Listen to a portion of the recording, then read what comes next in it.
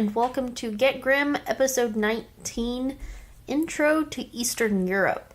So a while ago I took a vote on Twitter about what we would cover on the next episode after we had finished with the Celts, and everybody surprisingly said, let's go east.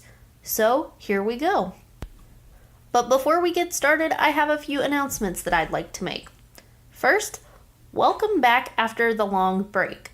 It has been a crazy time here where I live. Testing season has just started in Florida and I'm a teacher, so that consumes all of my life. Plus, I coach color guard in addition to all of my many hobbies that I have, so time has kind of gotten away from me. But I've missed doing the show and I'm really glad to be back with another episode for you guys. And I did spend some of that time doing research for the next few episodes. So here we go. Also, the short story collection is now on sale on gumroad.com. It is available for pre-order right now. Downloads will be available May 25th. So if you buy it now on May 25th, you'll be able to go back and download your own copy of the ebook. And finally, a big thanks to the supporter of this episode, Jennifer from Patreon. Thank you for helping me bring these things to life. Also, this week's featured podcast is Writing About Crime, a podcast about true crime stories from Canada.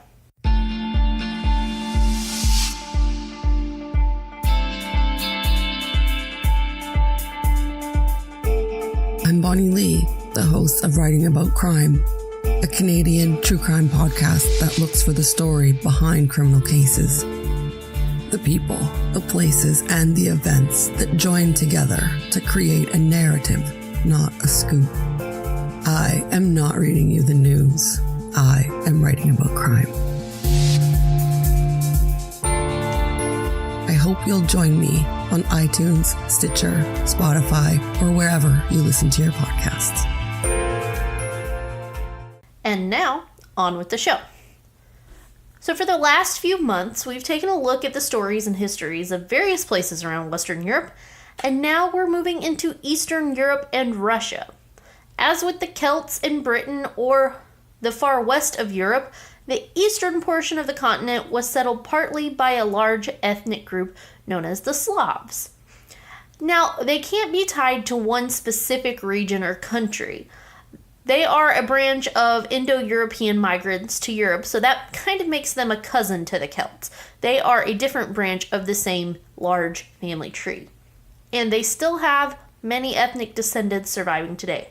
Basically, people that can trace their lineage all the way back to when the Slavs first came over to Europe. Now, as of 2019, there are 13 recognized Slavic countries in Europe. That is far greater than the number of Celtic countries in Europe. And those countries, to the best of my ability, include Belarus, Bosnia, Bulgaria, looking at you, Victor Crumb, Croatia, the Czech Republic, Macedonia, Montenegro, Poland, Russia, Serbia, Slovakia, Slovenia, and Ukraine. And yes, it's just Ukraine, not the Ukraine. And I've already compared them a few times now, but the Slavs and the Celts have a lot in common, especially the fact that they are some of the least documented groups in ancient Europe. And what that means is we don't know a whole lot because they didn't leave a whole lot of written records around. They don't really enter the written historical record until the Byzantines encountered them in the 6th century. Now, a side note, the Byzantines are what we would also known as the Eastern Europe Empire. Now, we don't have a whole lot of time for a dedicated history of the Roman Empire. In fact, there is a podcast for that, and I would recommend you check it out. But basically, the Roman Empire, sometime after the rule of Constantine, decided to divide itself in two, with the Western Roman Empire being ruled by Rome, and the Eastern Roman Empire being ruled by Constantinople. And it fell much later than the Western Roman Empire.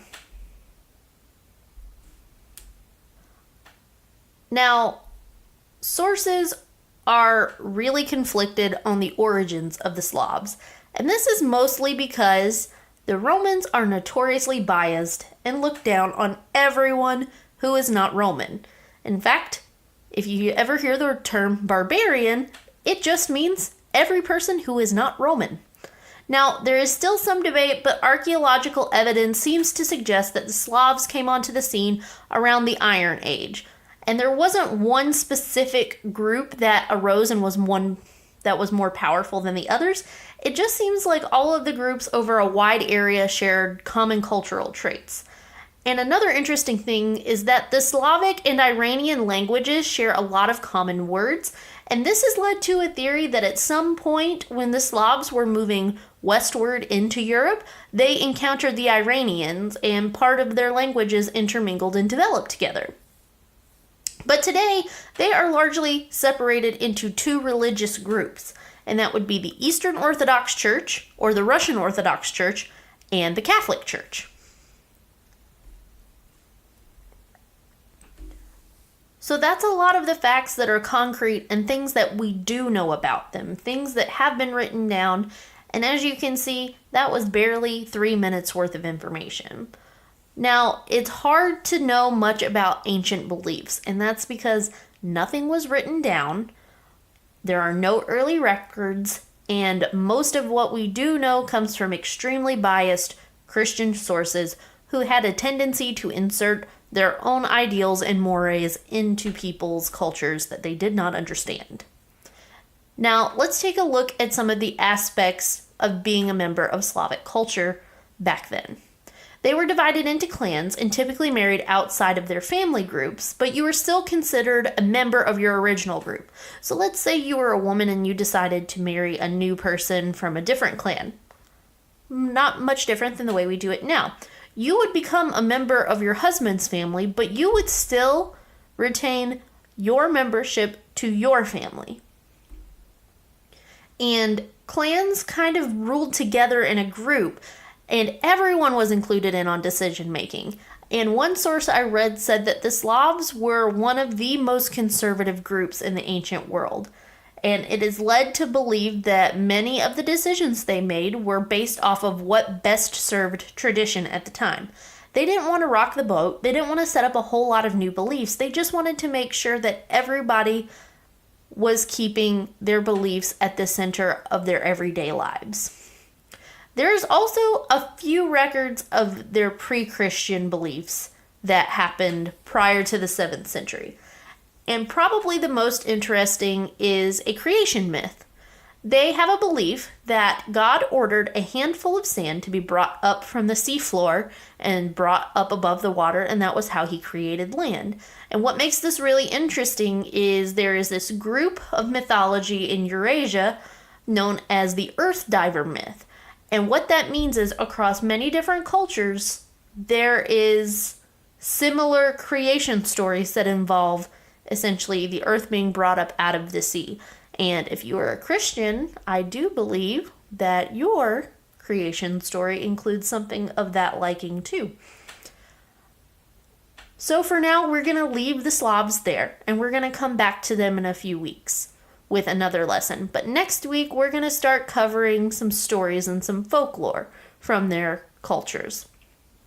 Also in coming episodes, we're going to look at a little bit more of their culture and maybe some of their deities that we do know about. And as I've done my research, things have crept up that I kind of want to address before we move forward into further topics. When we get into conversations about people like the Slavs and the Celts, who are European in origin but predate Christianity in the area, we don't know a whole lot because a lot of their cultures didn't write things down. And I know we talked about this a lot with the Celts, but I just want to make sure that I reiterate this. It was not very common for other people in that area to write things down. So when things were finally being written down, it was typically introduced by people who shared a different belief system entirely. In ancient times and in medieval times, it was very common to put things in contexts that you would understand personally. So that led to a lot of cultures, especially the Christians, coming in and observing the beliefs of these people they had never encountered before and didn't really understand, and putting their stories in context that they understood with figures that were familiar to them. And this is just another way that storytelling and religious beliefs are dynamic and always changing. This just shows the scope and complexity of human relationships with each other.